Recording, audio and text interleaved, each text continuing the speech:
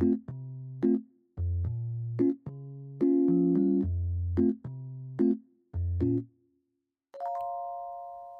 everyone, it's Job. I hope you're doing well.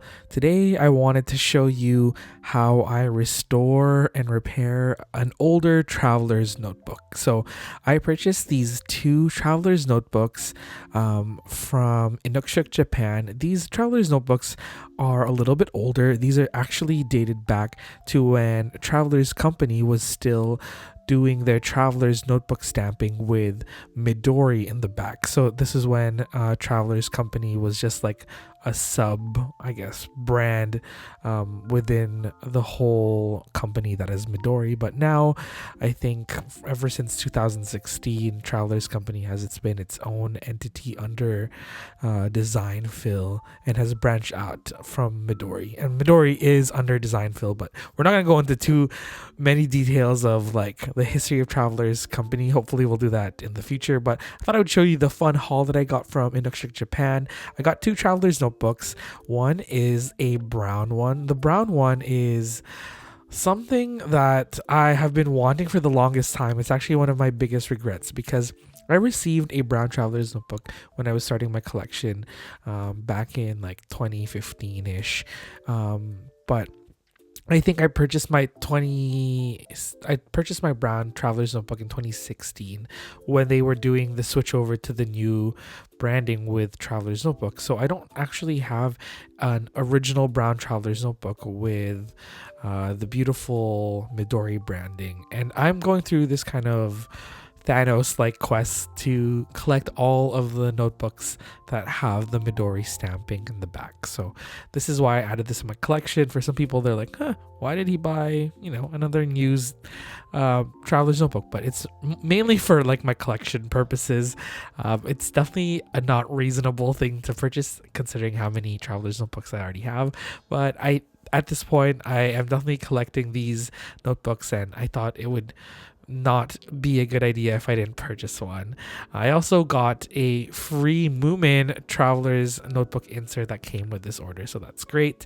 And then I also purchased, this one is very, very exciting for me. This is the Narita Airport traveler's notebook, which might just seem like, any other traveler's notebook that you can get at the Narita Airport, but this again is also Midori stamp, so it was a little bit pricier, and this one is brand spanking new. It's new, hasn't been used, and yeah, you can see when I pull it out, it has this white cover of, it looks like dust, but it's not. This is actually the oils from the leather of the notebook, and it's so, I guess it's not that old. It might be from 2007 to 2016, but I'm guessing this is one of the older notebooks.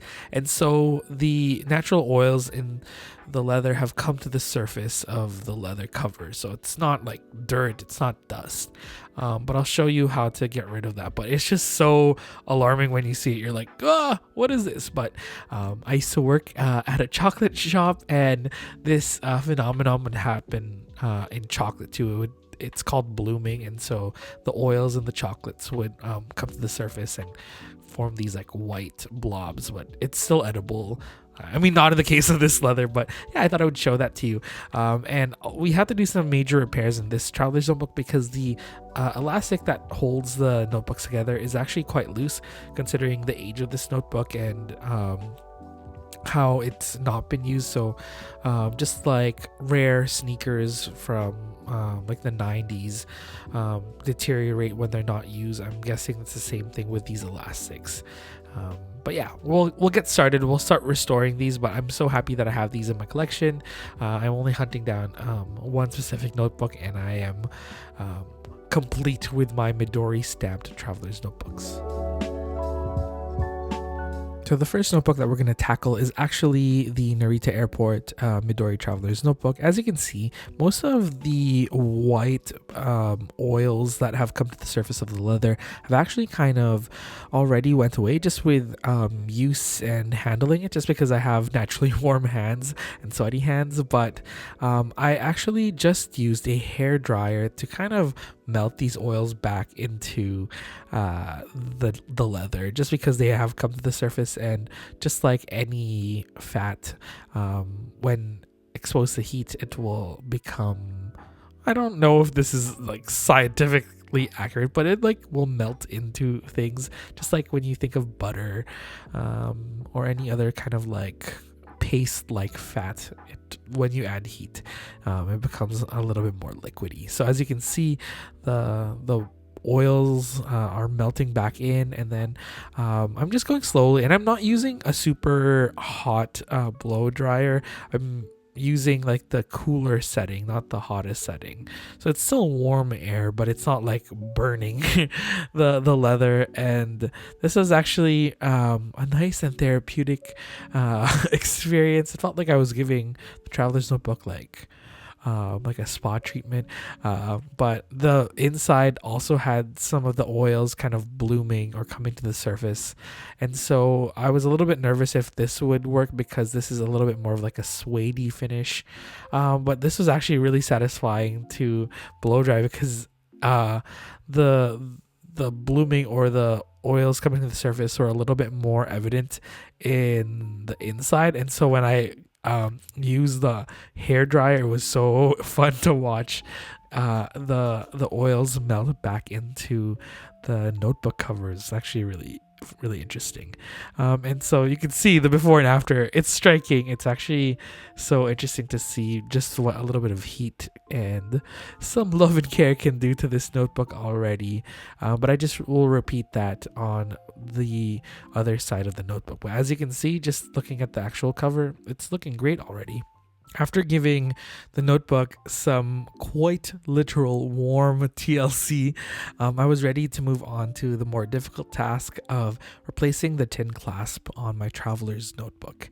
And I was a little bit hesitant to do this because I've never repaired the tin clasp on any of my notebooks before. I have been lucky that the only elastic that has given way in my traveler's notebooks has been the elastic that closes the traveler's notebook.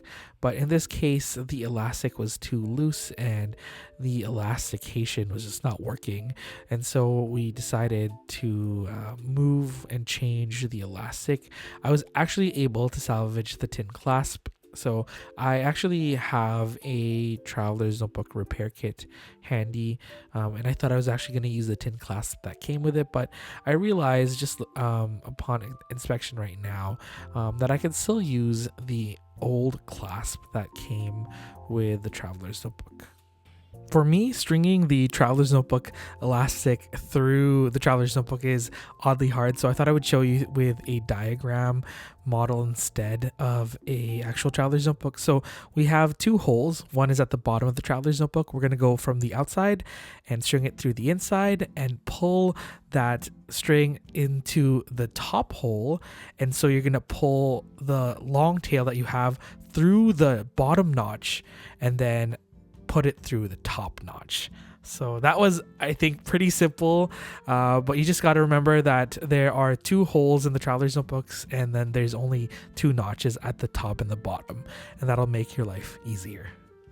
All that's left to do is to add the elastic to the top notch, and then you're going to put the first top elastic that's poking through the top notch and also the bookmark, and put that through the top hole of the tin clasp. If you don't have the tin clasp in front of you, it's hard to imagine, but there's like two openings, one for the top two strings, and then obviously the last string will go through the bottom hole of the tin clasp, and then you're just going to tie that into a knot. I may have double knotted mine, and then you don't cut the strings off actually. You actually are going to hammer it down. So you're going to hammer it down.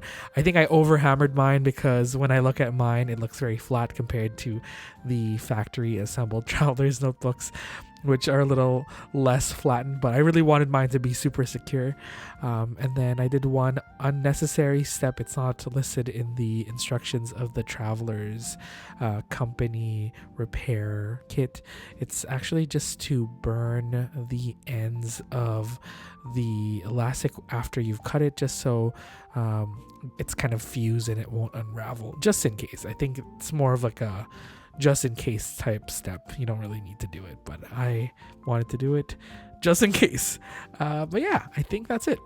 The last part of this process is actually, the funnest part. It's accessorizing your traveler's notebook. So luckily the elastic that came with this traveler's notebook for the closure was still nice and tight and elasticated, and so I just added 2 charms and I re-knotted it, and I think it looks great. I added a Narita airport charm that actually came with this notebook, as well as, well, it didn't come with this notebook. If you bought it, the sellers sold it with that, which is really nice. And then I added a little leather charm that says my name, Joe Bonnet, and I think it's nice and personalized.